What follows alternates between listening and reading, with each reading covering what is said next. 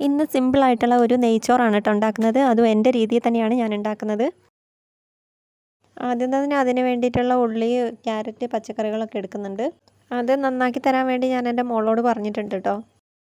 ഉള്ളിയൊക്കെ ഒരുവിധം തോലൊക്കെ പൊളിച്ച് തന്നിട്ടുണ്ട്.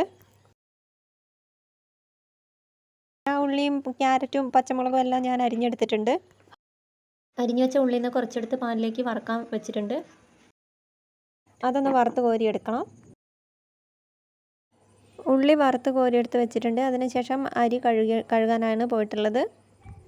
അരിയൊക്കെ കഴുകിയെടുത്തിട്ടുണ്ട്. ഇനി നെയ്ച്ചോറ് വെക്കാൻ വേണ്ടിയിട്ട് ഉരുളി വെച്ചിട്ടുണ്ട്. ഉരുളിയിലേക്ക് നെയ്യ് ഒഴിച്ചിട്ടുണ്ട്. നമ്മൾ അരിഞ്ഞു വെച്ച ക്യാരറ്റ് ഇട്ട് കൊടുത്ത് അതിനുശേഷം അതിലേക്ക് ആവശ്യമായ ബേ ലീഫ്, കറുവപ്പട്ട, ഗ്രാമ്പു എല്ലാം ഒന്ന് ഇട്ട് കൊടുത്തിട്ടുണ്ട്. പെരുംജീരകം, ജാതിക്ക എല്ലാം ഉണ്ട് കേട്ടോ.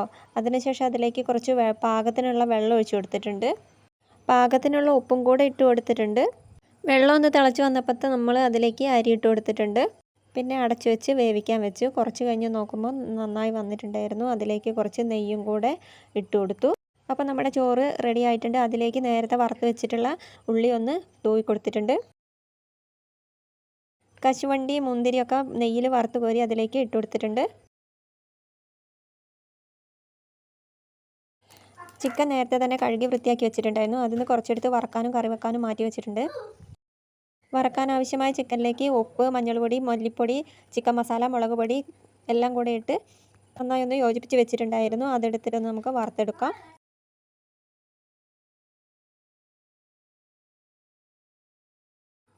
അതൊക്കെ തിരിച്ചു മറിച്ചിട്ടൊന്ന് നന്നായി മൂപ്പിച്ചെടുത്തിട്ടുണ്ട്. അപ്പം ചിക്കനൊക്കെ വറുത്ത് കോരി എടുത്തിട്ടുണ്ട്. ചിക്കൻ കറിയും റെഡി ആയിട്ടുണ്ട്. ഇനി നമുക്ക് ചോറ് കഴിക്കാം.